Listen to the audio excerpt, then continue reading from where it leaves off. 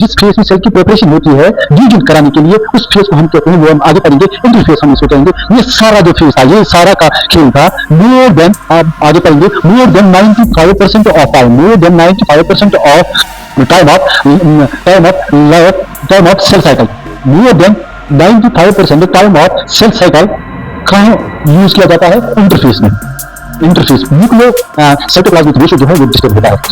Nucleus, छोटा सा nucleus इस बड़ी सी सेल को अब कंट्रोल नहीं कर पाएगा, क्योंकि इस सेल ने अब ग्रो किया है। इस सेल ने ग्रो करके अब न्यूक्लियोप्लाज्मिक रेशियो जो है वो डिस्टर्ब किया है, इसलिए सेल डिवीजन जो है, सेल डिवीजन ट्रिगर्ड होता है, इसलिए सेल डिवीजन ओकर होता है। हेलो स्टूडेंट्स, अस्सलाम वालेकुम वरहमतुल्लाहि वबरकातुहू। मैं विदाउट वेस्टेज ऑफ टाइम मैं आपको सिर्फ अपने इंट्रोडक्शन के बारे में दो ही बातें बोलना चाहता हूँ। एक है मेरा नाम मुज़म्मिल बशीर मलिक, और दूसरा मेरा काम है कि मैं 11th और 12th की बायोलॉजी जो है मैं इसी चैनल मुज़म्मिल ज़ून पे जो है कंप्लीटली पढ़ाना चाहता हूँ, 11th और 12th का ज़ूलॉजी और बॉटनी दोनों। और विदाउट वेस्टिंग ऑफ टाइम हम स्टार्ट करते हैं पहले चैप्टर से, आज जो कि हमारा पहला चैप्टर है cell cycle and cell division. चलो फिर स्टार्ट करते हैं cell cycle and cell division से। आपने कभी पढ़ा होगा सेल साइकिल और सेल डिवीजन, लेकिन कभी इसमें थोड़ा होता है कि सेल साइकिल क्या होता है, सेल डिवीजन क्या होता है। आज ये सब हम क्लियर करेंगे, इसके साथ बहुत से कॉन्सेप्ट भी। पहला, सेल डिवीजन, ये याद रखिए कि cell division is the part of cell cycle. Cell division जो है ये सेल साइकिल का एक हिस्सा है। सेल साइकिल वो डेली प्रोसेस है, और सेल डिवीजन इसका एक छोटा सा हिस्सा है। छोटा सा नहीं, मतलब हिस्सा है सेल डिवीजन। तो हम कहेंगे cell division is the part of cell cycle. तो सेल डिवीजन जो है ये सेल साइकिल का एक हिस्सा है, लेकिन cell cycle is not the part of cell division. Cell cycle is not the part of cell cycle. अब ये क्वेश्चन आता है, सेल जो है ये डिवाइड क्यों करती है? सेल जो है सेल डिवाइड क्यों करती है? इसका सिंपल आंसर ये है कि सेल जब सिंपली नॉर्मल स्टेज में होती है, इनिशियल साइज जो सेल का होता है वो स्मॉल होता है। इनिशियल साइज ऑफ सेल जो होता है वो क्या होता है? स्मॉल। और सेल के बीच क्या होता है? न्यूक्लियस। तो फिर जब सेल का साइज स्मॉल होता है, इनिशियल साइज सेल का स्मॉल होता है, तो nucleus can control the cell easily. Nucleus जो होता है वो पूरे सेल को कंट्रोल में रखता है, जैसे हमारा ब्रेन हमारे जिस्म को कंट्रोल में रखता है। तो हम कहेंगे nucleus is the brain of the cell. Nucleus is the brain of the cell. ये जो न्यूक्लियस है, ये nucleus can easily control the cell. Nucleus जो है इस वक्त ये सेल को इजीली कंट्रोल कर सकती है। क्यों? सेल छोटी है, इस वक्त सेल का साइज छोटा है, और न्यूक्लियस जो है सेल को कंट्रोल में रखता है, और न्यूक्लियस इस वक्त सेल को अच्छी तरह से कंट्रोल में रख सकता है। क्योंकि सेल का साइज इस वक्त छोटा है। जब सेल ग्रो करेगी, जब सेल ग्रोइंग फेज में जाएगी, जब सेल ग्रो करेगी, तो सेल का साइज बढ़ जाता है, न्यूक्लियस वही का वही रह जाता है। न्यूक्लियस वही रहा, लेकिन सेल एनलार्जर हो गई। ये था इनिशियल साइज ऑफ सेल, ये है फाइनल साइज। तो क्या हुआ? सेल पहले इनिशियल स्टेट में थी, सेल का साइज छोटा था, न्यूक्लियस आसानी से सेल को कंट्रोल में रख पाता है। जब सेल ग्रो करती है तो उसका साइटोप्लाज्म जो है ग्रो करता है, तो न्यूक्लियस जो है वो इस बड़ी सेल को कंट्रोल नहीं कर पाता। तो क्या होता है कि सेल डिवाइड करता है। क्यों? क्योंकि जब सेल ग्रो करती है तो न्यूक्लियो साइटोप्लाज्मिक रेशियो जो है वो डिस्टर्ब होता है। न्यूक्लियस, छोटा सा न्यूक्लियस इस बड़ी सी सेल को अब कंट्रोल नहीं कर पाएगा, क्योंकि इस सेल ने अब ग्रो किया है। इस सेल ने ग्रो करके अब न्यूक्लियोप्लाज्मिक रेशियो जो है वो डिस्टर्ब किया है, इसलिए सेल डिवीजन जो है सेल डिवीजन ट्रिगर्ड होता है, इसलिए सेल डिवीजन ओकर होता है। ठीक है, तो क्या होता है जब सेल ग्रो करती है तो न्यूक्लियस इस बड़ी सेल को कंट्रोल में नहीं रख पाता है, तो हम कहेंगे इस स्टेज में सेल साइकिल इज ट्रिगर्ड। हम कहेंगे कि cell cycle is triggered, therefore cell cycle is occur. तो सेल साइकिल हो जाता है, sorry cell division is triggered, तो सेल डिवीजन हो जाता है। तो क्या होता है यहां, क्यों सेल डिवाइड करती है? सेल इसलिए डिवाइड करती है जब सेल का इनिशियल स्टेज जो छोटा होता है, सेल का जो साइज इनिशियल स्टेज में छोटा होता है, जो न्यूक्लियस है वो उस छोटी सी सेल को अच्छी तरह से कंट्रोल में रखता है, जैसे हमारा ब्रेन हमारे जिस्म को कंट्रोल में रखता है। जब ये सेल ग्रो करती है, जब ये सेल ग्रोइंग स्टेज में जाती है, जब ये ग्रो करती है तो इसका न्यूक्लियोसाइटोप्लाज्मिक रेशियो जो है, न्यूक्लियोसाइटोप्लाज्मिक रेशियो जो है वो डिस्टर्ब होता है। इसलिए अब न्यूक्लियस जो है इस बड़ी सी सेल को कंट्रोल नहीं कर पाएगा, जिसकी वजह से इस सेल को जरूरी डिवीजन करने की जरूरत है। अब पहले हम ये रब करेंगे, तो उम्मीद करता हूं कि आपको ये समझ आया होगा। मैंने सिंपल ये समझाया है, इतना इसमें बड़ी रॉकेट साइंस नहीं थी।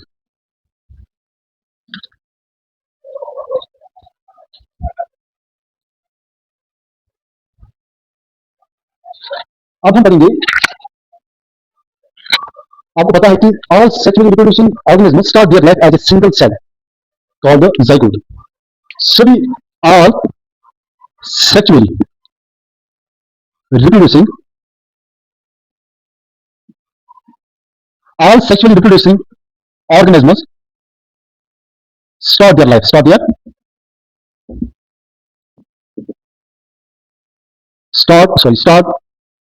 as a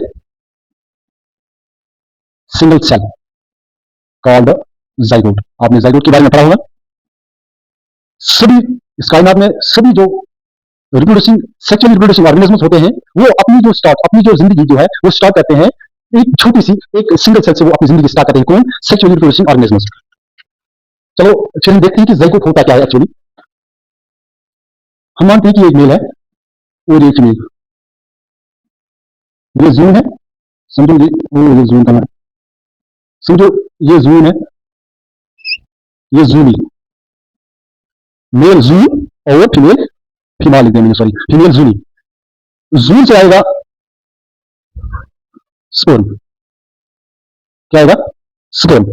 और जूनी से आएगा ओवम। मेल से क्या आया? मेल से आया स्पर्म और फीमेल से जूनी से आया ओवम। जब ये स्पर्म और ओवम फ्यूजन करेगा तो इनके फ्यूजन को हम कहेंगे फर्टिलाइजेशन। फर्टिलाइजेशन क्या होती है? जब जून और जूनी का जो है सेक्स सेल्स आपस में मिलते हैं, जब वो दोनों मिलते हैं तो ये बनाते हैं zygote। इनके मिलने को हम कहते हैं फर्टिलाइजेशन, फ्यूजन जिसे हम कहते हैं, और ये एक सिंगल सेल बनाते हैं जिससे हम zygote कहते हैं। ये zygote कैसे बना? ओवम और स्पर्म के फ्यूज होने पर। ये स्पर्म मेल से आया और ये ओवम फीमेल से आया, उन्होंने फ्यूज किया और बनाया क्या? zygote। तो ये zygote ये क्या था? ये था हैप्लॉइड। ये स्पर्म क्या था? हैप्लॉइड, एन था। और ये ओवम क्या था? ये भी हैप्लॉइड था। ये क्या था? एन। जब ये हैप्लॉइड स्पर्म और हैप्लॉइड ओवम आपस में मिले, उन्होंने फ्यूज किया, फर्टिलाइजेशन हुई, तो क्या बना? zygote बना। क्या बना? zygote। ये एक सिंगल सेल है और एन जब मिले और यहां बना 2n। zygote क्या है? डिप्लॉइड सेल है। क्या है? Diploid cell. इसी zygote से हम भी बने हैं। इसी zygote से हमारी जो लाइफ है इसी zygote से स्टार्ट हुई है। ये कहना जरूरी था zygote के बारे में। फिर zygote क्या करती है? ये zygote आगे जाके ये zygote फिर करेगा सेल साइकिल, आगे जाके बनेगा सेल साइकिल करके 2 सेल्स बनेंगे, फिर 2 सेल्स सेल साइकिल करके 4 सेल्स बनेंगे, 4 सेल साइकिल करके 8 सेल्स बनेंगे, 8 से 16, 16 से सेल साइकिल, फिर मिलियंस ऑफ सेल्स बनेंगे। जब मिलियंस ऑफ सेल्स बनेंगे, ओवर सेल्स बनेंगे, तो हमारी बॉडी जो है वो इसी एक सेल से बनेगी by the process of cell cycle. तो आपने देखा जो zygote है, इसी zygote से जो है हमारी लाइफ जो है इसी छोटी सेल से स्टार्ट हुई है और आगे जाके इसी सेल साइकिल बहुत से सेल, मिलियंस ऑफ सेल जब जो सेल साइकिल करते बने और हमारी बॉडी इसी सेल साइकिल से बनती है। अब हम पढ़ेंगे कि इंपॉर्टेंस ऑफ सेल डिवीजन है क्या। एक तो इंपॉर्टेंस ये भी हुई कि zygote से एक फुली डेवलप्ड इंसान की बॉडी बनती है। ये भी एक इसकी इंपॉर्टेंस है।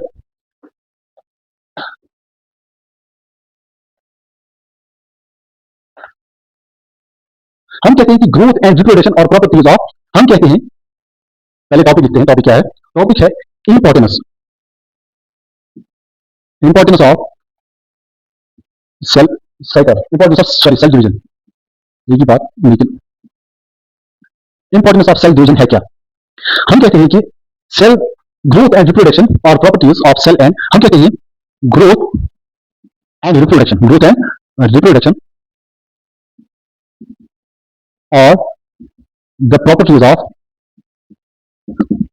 properties of growth and reproduction are the properties of cell and organisms. 2. Growth and reproduction are the properties of cell and organisms. 2. Cell की ग्रोथ कैसी, सेल की रिप्रोडक्शन कैसी और ऑर्गेनिज्म की ग्रोथ और ऑर्गेनिज्म की रिप्रोडक्शन कैसी, मैं बोलूंगा। ग्रोथ है कि सेल की ग्रोथ कैसी होती है, साइटोप्लाज्मिक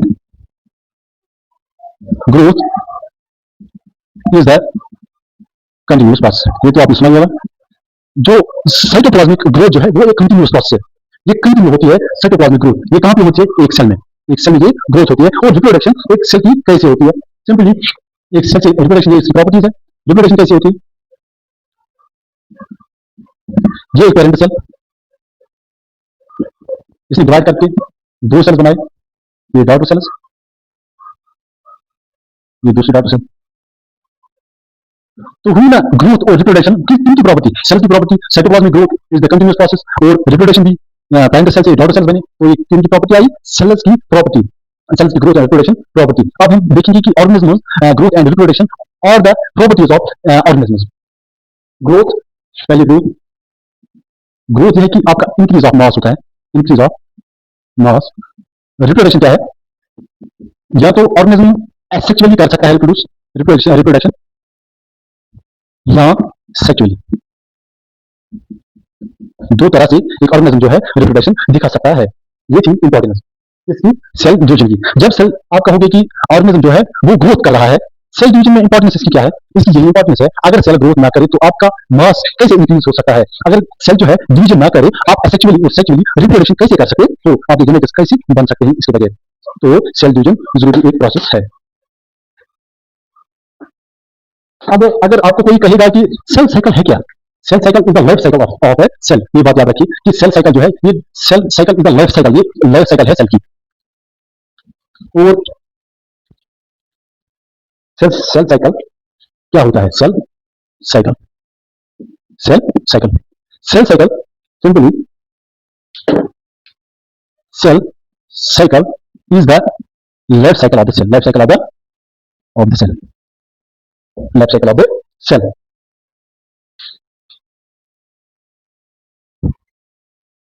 और cell division is the more complicated process in eukaryotes, in eukaryotic cell than prokaryotic cells। क्यों ऐसा है, क्योंकि ये क्या कहता है, सेल डिवीजन जो है ये मोर कॉम्प्लिकेटेड प्रोसेस किन में, इन यूकेरियोटिक सेल्स में। क्यों, यूकेरियोट्स में होता है क्रोमोसोम्स, मल्टीपल क्रोमोसोम्स, और इनमें होते हैं बहुत से cell components as compare to prokaryotes में। इनमें मल्टीपल क्रोमोसोम्स होते हैं as compare to prokaryotic cell में।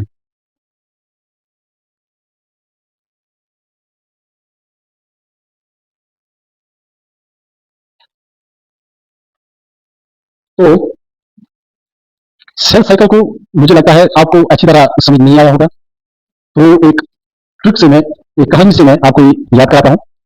ये है थोड़ा बोरिंग, लेकिन इसमें कहानी जब तक ना आएगी, हम कश्मीरी को कहानी के बगैर समझ नहीं आता, तो एक कहानी से मैं आपको समझाता हूं कि सेल साइकिल होता क्या है।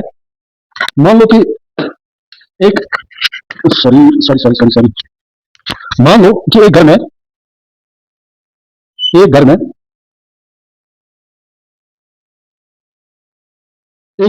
दो भाई रहते हैं, टू ब्रदर्स। एक घर में दो भाई रहते हैं, एक का नाम है, मान लो एक का नाम है साहिल और दूसरे का नाम है महराज। एक घर में दो भाई रहते हैं, एक का नाम है साहिल और दूसरे का नाम है महराज। साहिल जो है इस कमरे में खाता पीता सोता है, साहिल जो है इस कमरे में खाता पीता सोता है, और महराज जो है इस कमरे में खाता पीता सोता है। महराज के कमरे में एक विंडो थी, लेकिन साहिल के कमरे में विंडो थी, लेकिन महराज के कमरे में विंडो नहीं थी। और लेकिन महराज को विंडो के बदले एक चिमनी ऊपर थी, अपने कमरे के ऊपर, महराज के कमरे के ऊपर चिमनी थी, लेकिन साहिल के कमरे के ऊपर चिमनी नहीं थी, महराज के कमरे में विंडो नहीं थी। अब उन्होंने क्या किया, लड़ाई तो नहीं करेंगे, अब ये कहने लगे, साहिल कहने लगा महाराज को, मेरे कमरे में चिमनी नहीं है। महाराज जी कहने लगा साहिल को, मेरे कमरे में विंडो नहीं है। लड़ाई हुई, झगड़ा हुआ। इन्होंने क्या किया, इसने क्या बोला महाराज ने, महाराज की ओपिनियन थी कि हम सेपरेट हो जाएंगे, हम अलग हो जाएंगे, मुझे तेरे साथ नहीं रहना है। आप चीटिंग करते हो, आपकी जो आपका कमरा है उसमें विंडो है, मेरे कमरे में विंडो नहीं है।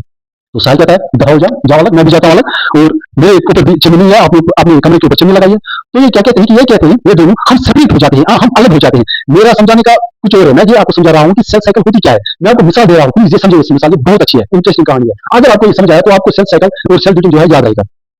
साहिल और महराज जो है ये सेपरेट अलग होने के लिए तैयार है। अभी क्या कहते हैं, ये कहते हैं हमें अलग तो होना है, आप हम सेपरेट हो जाएंगे अब, लेकिन साहिल कहता है मुझे विंडो है, आपको विंडो नहीं है, तुम्हें चिमनी है, मुझे चिमनी नहीं है। हम क्या करेंगे, पहले एक विंडो और एक चिमनी बनाते हैं। अब ये दोनों क्या करते हैं, ये ऐसे इधर है। अब साहिल जो है, साहिल के ऊपर चिमनी थी, ये दोनों आते हैं। ये साहिल जो है यहां रहता था, साहिल के ऊपर अब एक चिमनी बनाई गई, विंडो तो इसको था ही। और जो महाराज है इसके ऊपर चिमनी आगे थी लेकिन विंडो नहीं थी। ये दोनों आए, विंडो बनाई, ये दोनों आए, चिमनी बनाई। अब चिमनी आ गई, विंडो भी आ गई। अब इसको भी बराबर सामान मिला और इसको भी बराबर सामान मिला। अब अलग होने लगी। किचन में जो सामान था, खाने पीने का जो सामान था, वो भी अलग किया, बराबर हिस्से बांटे। यहां से इन्होंने क्या किया, यहाँ चिमनी नहीं थी, यहाँ विंडो नहीं था, तो हम कहेंगे one new chimney and window wire made. कहानी को समझना, इन्होंने एक नई चिमनी और नया विंडो बनाया। अब क्या किया, इसको भी अब सामान बराबर मिला, इसको भी अब सामान बराबर मिला। उन्होंने अब कहा हम तो अलग अलग कमरे में गए, सेपरेट तो हम गए, लेकिन अब हम बीच में दीवार खड़ा करना चाहते हैं। क्यों, हमारी बीच में लड़ाई करेंगे वगैरह वगैरह, तो बीच में जरूरी है हमें दीवार लगानी चाहिए। फिर सलाह आएगा भाइयों ने, तुमने माना ठीक है। फिर क्या किया, अब एक भाई ने कहा इक्वल डिवीजन कैन ओकर, इक्वल डिवीजन होगा। तो इसने कहा ठीक है, इक्वल डिवीजन कैन ओकर। ये कहानी क्यों कह रहा हूं, ये कहानी सेल की भी होती है। सेल में जब बराबर हिस्से आएंगे, माइटोकॉन्ड्रिया है, माइटोकॉन्ड्रिया है, डीएनए है, जब वो सक्रिय, जब वो कॉपी नहीं बनाएंगे, जब तक वो कॉपी बनाएंगे तब तक डिवीजन नहीं होगा, क्योंकि एक को भी डीएनए मिलना चाहिए, न्यूक्लियस मिलना चाहिए, दूसरे को भी कुछ मिलना चाहिए, तो इक्वल डिवीजन होना चाहिए। तो यहां क्या होता है, इसमें इसमें क्या होता है, डिवीजन होता है। ऐसे ये अलग हो जाता है, वो यह अलग, इसको अपनी चिमनी मिलती है, इसको अपनी चिमनी, इसको अपना विंडो, इसको अपना विंडो, ना लड़ाई ना झगड़ा। इसके अपने जो खाने पीने का सामान समझो, न्यूक्लियोसोम, इसका भी मिला न्यूक्लियोसोम, इसका भी मिला विंडो, यानी सेल्स में जो है न्यूक्लियस, इसको भी मिला न्यूक्लियस, यही सेल्स में भी होता है। तो मेरा कहने का मतलब था, इन दोनों को अब इक्वल जो है, इक्वल पार्ट्स आए, इक्वल पार्ट्स। ये कहानी एक सेल में होती है, ये कहानी एक सेल में होती है। कैसे, अब यही कहानी हम सेल में देखेंगे, ये पहले बात करेंगे, यही कहानी, यही जैसे महराज और साहिल अलग अलग सेपरेट हुए, वैसे ही हम एक सेल को सेपरेट करेंगे, डिवाइड करेंगे, एक सेल को डिवीजन में लाएंगे। ये एक सेल है, इस सेल में होगा माइटोकॉन्ड्रिया, होगा ही, इस सेल में होगा न्यूक्लियस, वो तो होगा ही, इस सेल में होगा क्लोरोप्लास्ट, वो भी तो होगा, न्यूक्लियस क्लोरोप्लास्ट, इस सेल में तो माइटोकॉन्ड्रिया होगा। ये सेल जो है, जब ये मैंने पहले भी कहा, जब ये सेल इनिशियल स्टेज में है, इसका साइज स्मॉल होता है। जब इस सेल का साइज स्मॉल होता है तो न्यूक्लियस जो है वो सेल को कंट्रोल करती है, कंट्रोल कर पाती है। जब यही सेल, इसके पास न्यूक्लियस भी है, क्लोरोप्लास्ट भी है और माइटोकॉन्ड्रिया भी है, एक एक है। अब ये सेल ग्रो करती है, क्योंकि न्यूक्लियोप्लाज्मिक जो इंक्रीज, वो कंटिन्यूस प्रोसेस है। जो साइटोप्लाज्म जो इंक्रीज, जो साइटोप्लाज्मिक इंक्रीज होता है, जो साइटोप्लाज्म इंक्रीज होता है, वो तो कंटिन्यूस प्रोसेस है। जब इंक्रीज करता है, जब ये सेल ग्रो करती है, तो क्या होता है, ये छोटा सा न्यूक्लियस इस बड़ी सेल को, ये इनिशियल स्टेज था, इनिशियल साइज था छोटा, अब ये बड़ी सेल बनी है।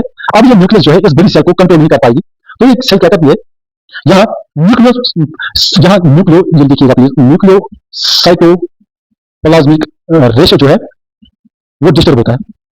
वो क्या होता है, डिस्टर्ब। तो जब डिस्टर्ब होता है तो सेल डिवीजन जो है ट्रिगर होता है, ट्रिगर होता है। देयरफॉर सेल डिवीजन जो है इज ओकर, तो सेल डिवीजन हो जाती है।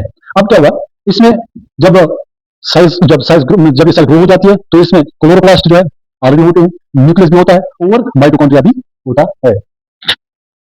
अभी क्या करेगी, जब इसने अब ग्रो किया, ग्रो करने के बाद ये करेगी इंटरफेस, मतलब ये प्रिपेयरिंग फेज में जाएगी, ये क्या करेगी अब, ये सिंथेसिस करेगा। ये अपनी जो चीजें इसमें थी, चीजें जो इसमें है, ये इनकी कॉपियां बनाएगी, सिंथेसिस ऑफ मटेरियल हम कहेंगे, ये भी ठीक है। हाँ, जो भी इसमें मटेरियल है, ये इसकी सिंथेसिस मतलब ये इसकी कॉपीज बनाएगी। अगर इसमें माइटोकॉन्ड्रिया एक था, यहाँ भी एक आ गया। अगर यहाँ अभी अगर इसमें माइटोकॉन्ड्रिया एक ही था, अब इसमें भी माइटोकॉन्ड्रिया दूसरा सिंथेसिस करके दूसरी कॉपी बनाएगी। अगर इसमें अभी क्लोरोप्लास्ट एक था, इसमें दूसरी आई, यहाँ भी। और इसमें एक न्यूक्लियस था, इसमें भी दूसरा न्यूक्लियस आया, कॉपी बना के सिंथेसिस करके। अब जो ही उन्होंने न्यूक्लियर बराबर बनाया, अब ये बराबर सामान लेके अलग तो हो ही सकते हैं, अब ये सेल डिवीजन करते हैं। इंटरफेस, इंटरफेस यानी कि प्रिपरेशन, सेल डिवीजन करने के लिए जो प्रिपरेशन की जाती है, उस फेज, जिस फेज में सेल के प्रिपरेशन, जिस फेज में सेल की प्रिपरेशन होती है डिवीजन कराने के लिए, उस फेज को हम कहते हैं, वो हम आगे पढ़ेंगे, इंटरफेस हम इसको कहेंगे। ये सारा जो फेज था, ये सारा का खेल था, मोर देन, आप आगे पढ़ेंगे, more than 95% of time, more than 95% of time of time of time of cell cycle, more than 95% time of cell cycle कहाँ यूज किया जाता है, इंटरफेस में। इंटरफेस में, ये याद रखिएगा, इंटरफेस में ज्यादा टाइम 95% टाइम सिर्फ प्रिपरेशन में ही लगा रहता है। ये खाना मुझे दो, ये चावल मुझे, मतलब ये कुर्सियां मुझे दो वगैरह, ये बिस्तर मुझे दो वगैरह वगैरह, यानी कि प्रिपरेशन में बहुत टाइम लगता है। प्रिपरेशन में ग्रोथ होती है, प्रिपरेशन में फिर क्या होता है, सिंथेसिस होती है, कॉपियां बनती है, फिर थोड़ा सा होता है डिवीजन में, less than 5%, less than 5% of cell cycle कहाँ खर्च होता है, सिर्फ सेल डिवीजन में सिर्फ 5% ऑफ टाइम। वो इस वक्त मुझे नहीं कहना है। फिर क्या होती है, जब बराबर सामान इनको मिलता है, अब ये सेल डिवीजन करने के लिए तैयार है। अब ये सेल डिवीजन करते हैं, डिवीजन करके ये दो डॉटर सेल्स बनाते हैं, डिवीजन करके ये दो, एक डॉटर सेल यहाँ और दूसरी डॉटर सेल। अब सेल डिवीजन भी हमारा कंप्लीट हुआ। जैसे मैंने कहा था ना, वो साहिल और महराज, जो ही उनको बराबर सामान आए, जो ही उनमें ग्रोथ की फिर बराबर सामान आए, वो अब वो सेल डिवीजन करने के लिए तैयार हुए। अब वो आसानी से सेल डिवीजन जो है कर सकते हैं, एक से दो जो डॉटर सेल्स है वो बन सकते हैं। ये पेरेंट सेल थी, वो पेरेंट से क्या बने आप, दो डॉटर सेल्स। यही है सेल डिवीजन की कहानी। इस वक्त अब सुनने का टाइम है। ये हमारा जो पार्ट 1 था, ये cell cycle and cell division part 1 था। पार्ट 2 में इसे आगे हम पढ़ेंगे। मैं सुने जा रहा हूँ। अल्लाह हाफिज।